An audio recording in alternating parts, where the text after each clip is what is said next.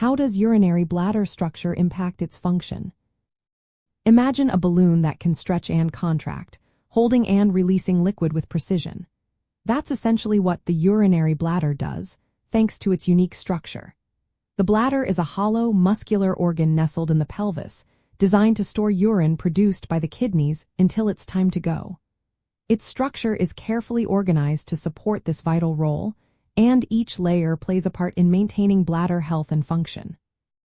The innermost layer is called the mucosa, lined with a special type of tissue known as transitional epithelium.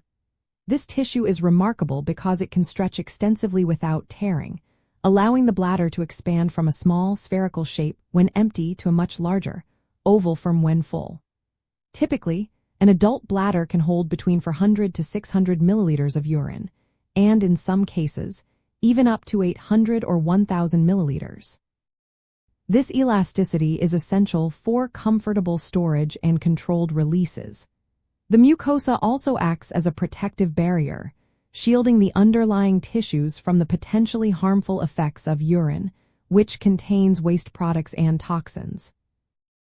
Beneath the mucosa lies the submucosa, a supportive connective tissue layer filled with blood vessels and nerves. These nerves are vital because they sense when the bladder is filling up and send signals to the brain, helping us recognize the need to urinate. The blood vessels supply the bladder tissue with nutrients and help remove waste, keeping the bladder healthy. The middle layer, known as the muscularis or detrusor muscle, is made up of smooth muscle fibers arranged in multiple directions. When it's time to empty the bladder, this muscle contracts, squeezing the stored urine out through the urethra. Proper coordination between the detrusor muscle and the sphincters, muscles that control the opening and closing of the urethra, is crucial for voluntary and involuntary urination. If this muscle becomes damaged or dysfunctional, issues like urinary retention or incontinence can occur, affecting quality of life. Surrounding these layers is the outer connective tissue called the adventitia, which anchors the bladder securely within the pelvis. It keeps the bladder in place and maintains its position relative to other pelvic organs. The shape of the bladder also changes as it fills. When empty, it is small and spherical, tucked within the pelvis. As it fills, it stretches upward into the abdominal cavity, becoming more elongated and oval. This shape change is made possible by the elasticity of the bladder and the transitional epithelium lining. At the base of the bladder is the trigone, a smooth triangular area that remains relatively fixed and helps direct urine into the urethra. The internal urethral sphincter, made of smooth muscle, controls involuntary retention of urine, while the external urethral sphincter, made of skeletal muscle, allows us to consciously control when we urinate. Nerve signals from the sympathetic and parasympathetic nervous systems regulate bladder filling and emptying.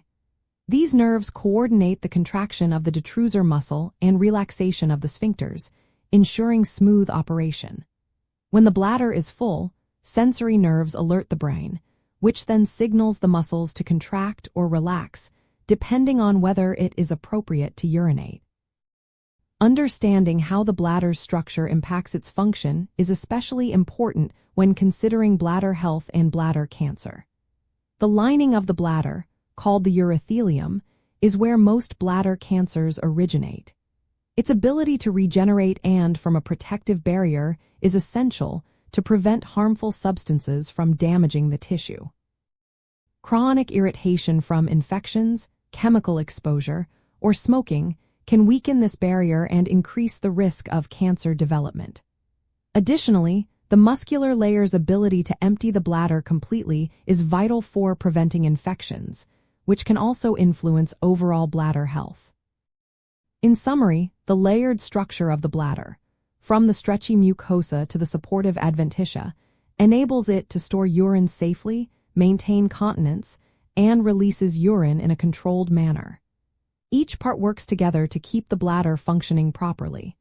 Maintaining the integrity of this structure is key to bladder health and understanding conditions like bladder cancer. If you have concerns about bladder health, It's always best to consult a healthcare professional for personalized advice.